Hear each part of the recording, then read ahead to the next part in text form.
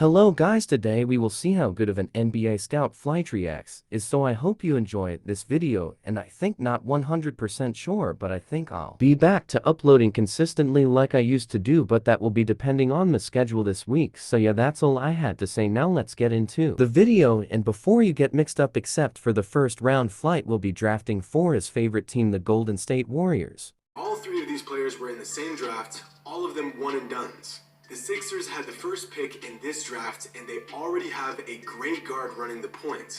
With the limited information provided, if you had to pick, who are you choosing with the #1 overall pick? Okay, so we're NBA scout reacts right now. First overall pick, who do you choose with these options right here? You have a guard that's 6'4", 23 points per game. You know what I'm saying? 5 boards, 5 assists.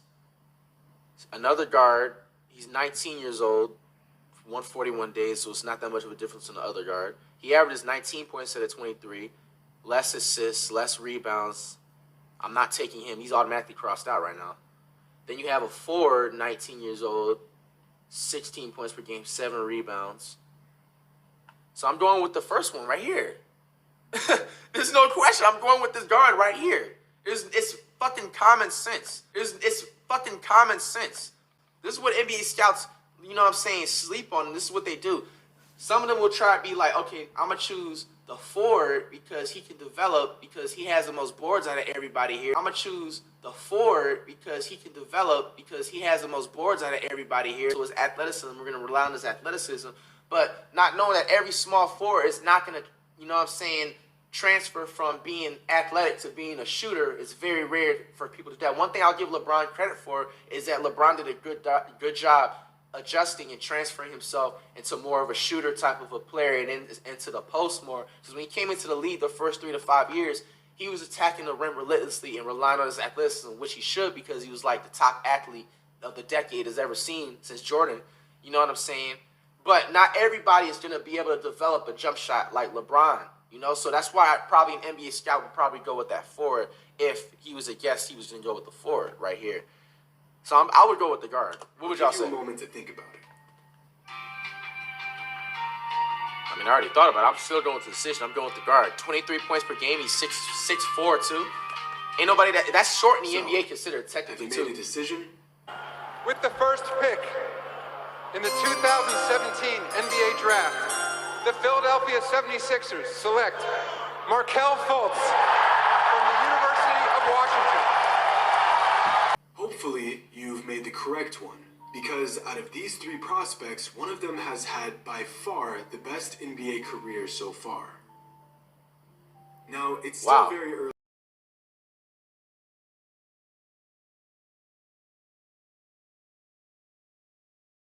Here are 3 more prospects. This time, all 3 players the same position. Okay, here are their pre-NBA numbers. Okay, let's do it this time. So they're all the same position, everybody. One's an international, one is a one and done, and one is a 2-year college prospect. Okay, this is interesting. This is interesting. Okay. Now, you can't sleep on the international players, bro. You know what I'm saying? I feel like international players have more of the fundamentals down pat versus the flashy. You know what I'm saying? And like, that's just plain and simple. One and done. You know, there's a lot of one and done, you know, college players that, you know, that just do, you know, good. And then you got a 2-year college prospect, bro. Now, you can't sleep on a 2-year college prospect, bro. That's a lot. That's a huge, huge fucking... And he's the same age as a one and done, too. And he's actually younger than him, too. Okay, now this flips the script. Now, looking at all of these, I'm going with the 2-year college prospect, and let me tell you why. It's still fuck school, it's fuck education, you know what I'm saying? I could teach myself type. I'm not vouching for education and none of that stuff. But when it comes to the sports, it's different. If you have experience with playing sports, especially when you're in college, just you going, let alone to the professionals, you already have an advantage.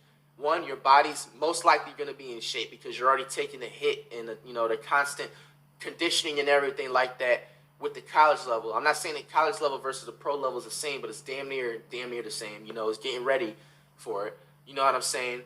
2 years, you're playing in damn near riskier conditions. College, I don't believe I mean, quote me if I'm wrong, I haven't done my research, but last time I checked, college doesn't make anywhere near what NBA players is making, or the average NBA player, or if they even get paid or whatever. You know what I'm saying? So the fact that he's basically playing and putting his life and his body on the line for 2 years, you know what I'm saying? He has more like of a weight on his shoulders, like more hunger, I feel like. You know what I'm saying? Now, don't get it wrong. The one and done can have that same type of hunger. But I feel like experience-wise, bro, you know what I'm saying? I would go with the 2-year college prospect, because especially if he was a star in college and, you know, being nice, like that's a huge advantage, you know what I'm saying, going into the NBA, especially with IQ, fundamentals, discipline, like all that type of stuff. Now, the international prospect was averaging more points than all of these guys. I probably would have picked the international prospect because of the fundamental factor. But I'm going to go with the 2-year college prospect, and we're going to see the results from that. One of them being an international player, one of them being a 2-year college guy, and the other being a one and done. The team with the first overall pick needs a stretch forward that can space the floor and get the ball inside. Now, make your pick. I'm going with the 2-year college prospect, bro. With no doubt. Let's see who it is. So, which player did you choose? With the first pick in the 2013 NBA Draft, the Golden State Warriors select Otto Porter Jr. of Georgetown University. Well, hopefully, it was prospect number 1. Because this player... Bro, I'm being fooled. No. Wow. But look, I even said that the international prospect, which actually ended up being a Kumpo.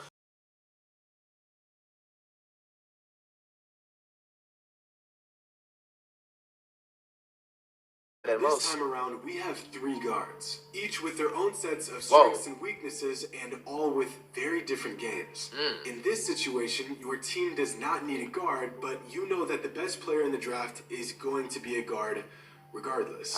Okay, so let's do this again. I'm going to get it this time. Now, I told you guys with the college experience, you know what I'm saying, it has a huge beneficial factor, but it only comes to a point once it reaches 2 years. I feel like once you in college playing sports in general, for 2 years, you're set and you should be going to the NBA or going to any professional if you're, you know what I'm saying, not thinking about going to it. You know what I'm saying? I feel like but the person being in college for that long, you're already getting a thought process like you're not going to be good in the NBA. You're not going to be confident. You know what I'm saying? You're just not going to have it. It's just not it for you.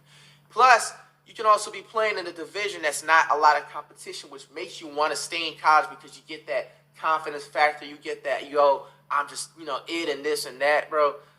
Like, definitely this 4-year college prospect X out of the picture right here. You know what I'm saying? Now you got the one and done who's averaging 19 points per game. You know what I'm saying? And, you know, appears to look like a star. And you got the international prospect, you know what I'm saying, who's 18 years old too, and is averaging 17 points per game.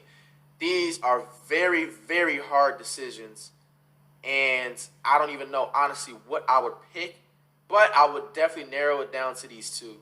And, ooh, this is so hard, bro. This is extremely hard to pick, bro. Because a one and done, it could be a certain NBA player that's going to be over this, you know what I'm saying, other one. 19 points per game, the rebounds. I mean, as a guard, you don't need to necessarily get rebounds. The assist is the thing that's throwing me off. And he's averaging more steals.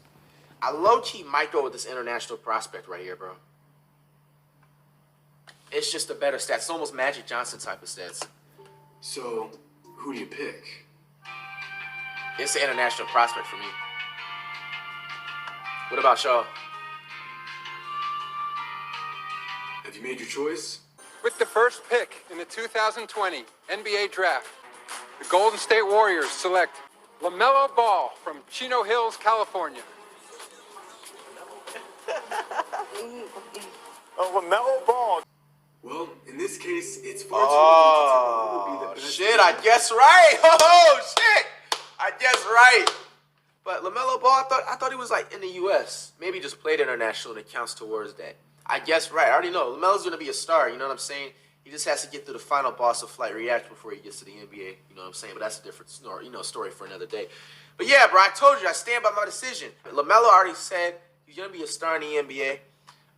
It's a lot of different potential in him and everything like that. And so I guess right. So at least I got the last one right.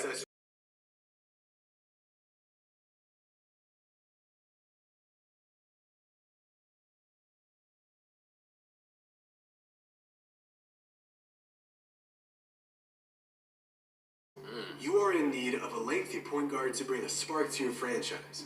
But then again, you have a shot at an NBA-ready 7'1" big man who looks to be the best player in the draft regardless of position. James Wiseman? Your fan base is begging you to go with the general consensus and Anthony choose Edwards? the player who is projected to go first overall.